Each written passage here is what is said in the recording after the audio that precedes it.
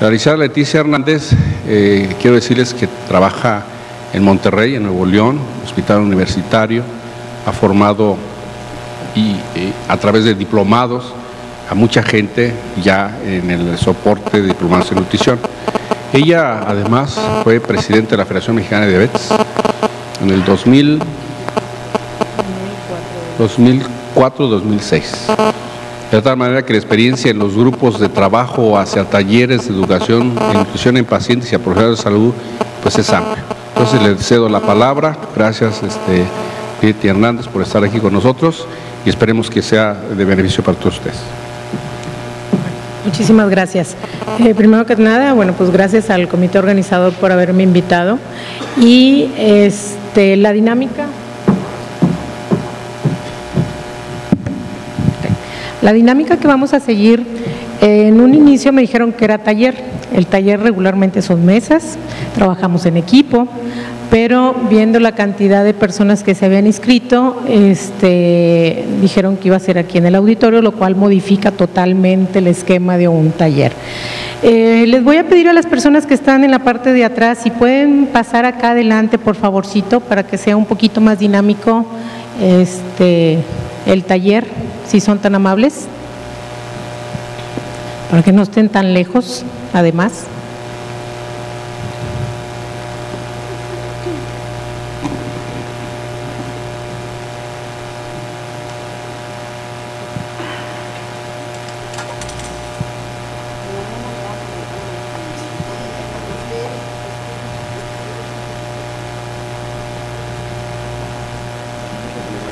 Allá la señorita que está solita, si gusta pasar un poquito más hacia adelante, por favor.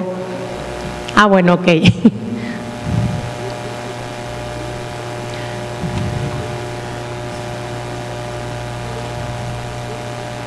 Bueno, lo que vamos a ver en esta tarde va a ser, primero que todo, una pequeña explicación con relación a la importancia de la alimentación dentro del síndrome metabólico, que es uno de los pilares importantes para poder determinar la evolución del síndrome metabólico a que el paciente tenga una mejor calidad de vida y no llegue a pasar a que tenga diabetes. Ok.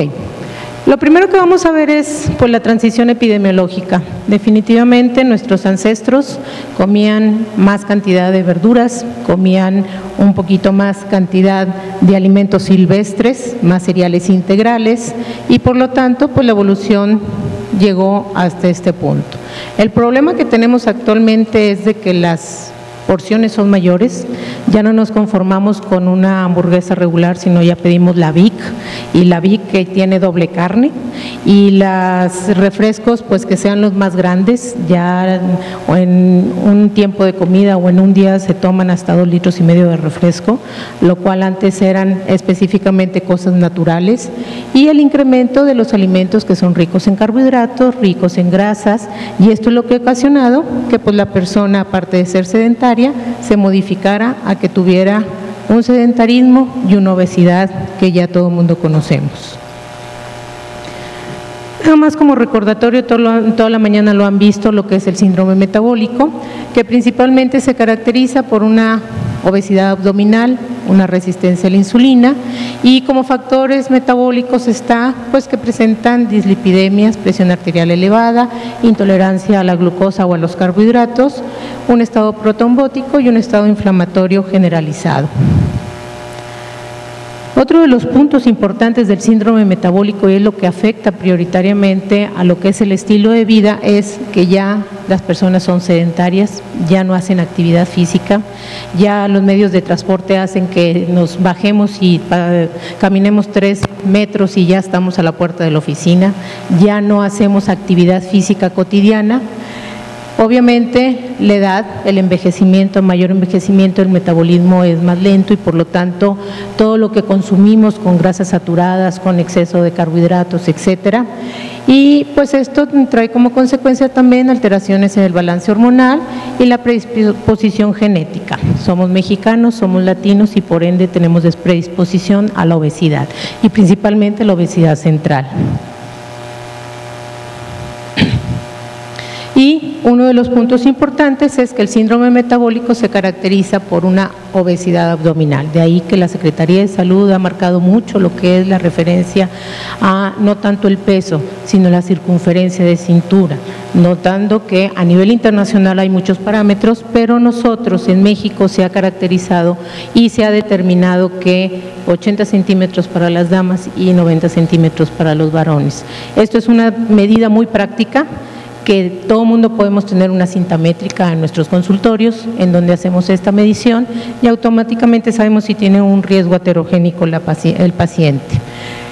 Esto trae como consecuencia esta obesidad abdominal, el incremento de triglicéridos, los bajos niveles del HDL, que es el protector coronario, la presión elevada y los niveles de glucosa, y no tanto en ayunos, sino principalmente se caracterizan por incremento de glucosa postprandial. Y pues esto nos indica que a mayor índice de masa corporal, definitivamente la obesidad se presenta y hay mayor factor de riesgo para tener diabetes o la antesala de la diabetes, que es la resistencia a la insulina. ¿Cuáles son las consideraciones clínicas principalmente del síndrome metabólico? Es una enfermedad vinculada a la hiperinsulinemia, a la resistencia a la insulina, que es un trastorno metabólico anormal, que hay marcadores tempranos que tenemos que determinar en nuestros pacientes para que no tengan otro tipo de alteraciones. Aunado a eso, la resistencia a la insulina contribuye al aumento en 5 formas importantes de la persona. Podemos tener síndrome metabólico sin que la persona tenga una obesidad franca, simplemente un sobrepeso. Pero ¿cuáles son los indicadores importantes y por qué el paciente incrementa su peso al tener resistencia a la insulina? Primeramente, porque menor cantidad de glucosa se convierte en energía. Tenemos mayor cantidad de insulina, por lo tanto, la glucosa que nos proporcionan los alimentos no se almacena adecuadamente y esto trae como consecuencia que pues definitivamente tenemos una fatiga crónica. Sus pacientes cuando llegan con resistencia a la insulina o con síndrome metabólico, lo primero que refieren es que están muy cansados, que se levantan con energía, pero para las 4 o 5 de la tarde parece ser que se les acabó la pila, así lo describen textualmente, se les acabó la pila, que tienen mucha ansiedad por comer, principalmente cosas dulces, y esto se debe principalmente a que nuestro cuerpo no está convirtiendo el alimento en energía correctamente, y esto trae como consecuencia pues el comer en exceso.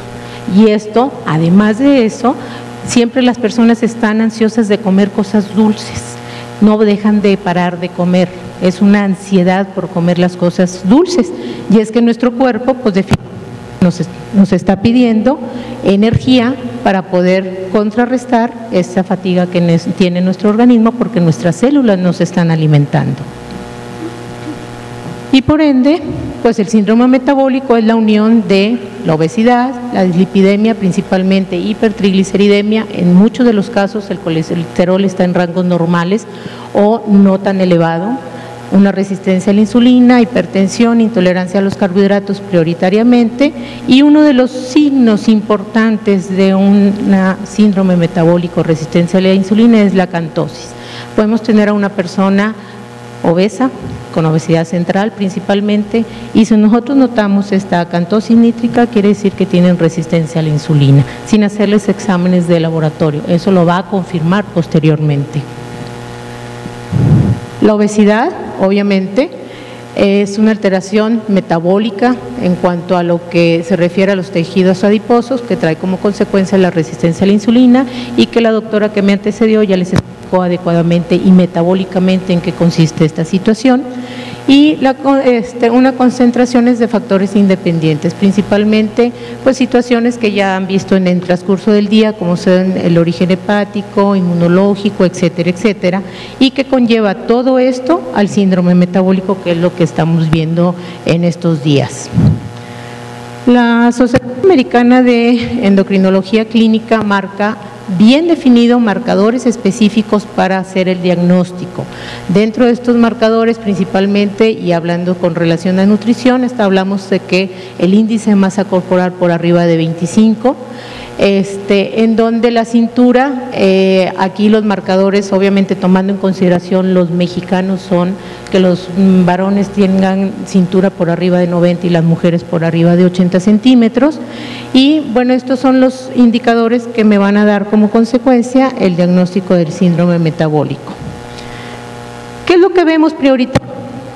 Una obesidad central, una acantosis, prioritariamente en el cuello, que es lo que me va a hacer el diagnóstico a primera vista del síndrome metabólico.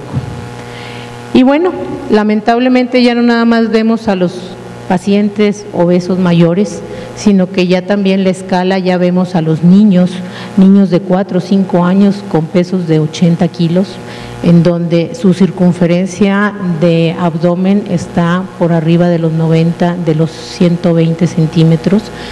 En niños de 5 años, ¿qué expectativa de vida tienen estos niños si ya empiezan a tener problemas metabólicos? Y todo esto, todo este síndrome metabólico se caracteriza por varias situaciones que todas están relacionadas con la alimentación. Si hablamos de hipertensión, normalmente está relacionado con el incremento de sodio. Si hablamos de sobrepeso o obesidad, con el exceso de alimentos ricos en carbohidratos simples y en grasas. Hiperuricemia, alimentos ricos en ácido úrico, en purinas, en xantinas. Hígado graso o esteatosis hepática no alcohólica, que es uno de los puntos importantes. Estamos hablando que el paciente consume demasiada cantidad de alimentos con grasas saturadas. Si hablamos de dislipidemias, hipercolesterolemia, hablamos de grasas saturadas, con triglicéridos. Incremento de triglicéridos es carbohidratos simples, que es uno de los alimentos que más consume las personas que tienen síndrome metabólico. La diabetes, el consumo excesivo de hidratos de carbono, que van relacionados con la hipertrigliceridemia y con la obesidad. Y los problemas del colesterol, que también van relacionados con las grasas saturadas y con el colesterol. Si se fijan, todo esto síndrome metabólico va relacionado con los alimentos que consumimos y que regularmente no tenemos un equilibrio en lo que estamos consumiendo. ¿Qué nos ha pasado? Pues anteriormente decíamos que estos niños eran unos niños gorditos, bonitos. Un niño que pesaba 4,5 kilos, anteriormente decíamos que era un niño muy bonito. Ahorita ya un niño de 4,5 kilos ya es un niño macrosómico, que se ha demostrado que estos niños a la edad adulta van a tener diabetes o problemas metabólicos. Y bueno, pues en Estados Unidos se ha visto prioritariamente que hace 20 años 5% de los niños americanos tenían sobrepeso y actualmente 15 tienen sobrepeso. Para 1969, 80% de los niños practicaban algún tipo de deportes. Actualmente, cuando mucho, el 20%. El deporte que utilizan son los pulgares para jugar al Nintendo y la computadora, etcétera, etcétera. Ya no hacen ejercicio, ¿sí? Y bueno, desgraciadamente estos niños cuando lleguen a la edad de 17 años, pues el 38% han visto más tele que estado en las escuelas.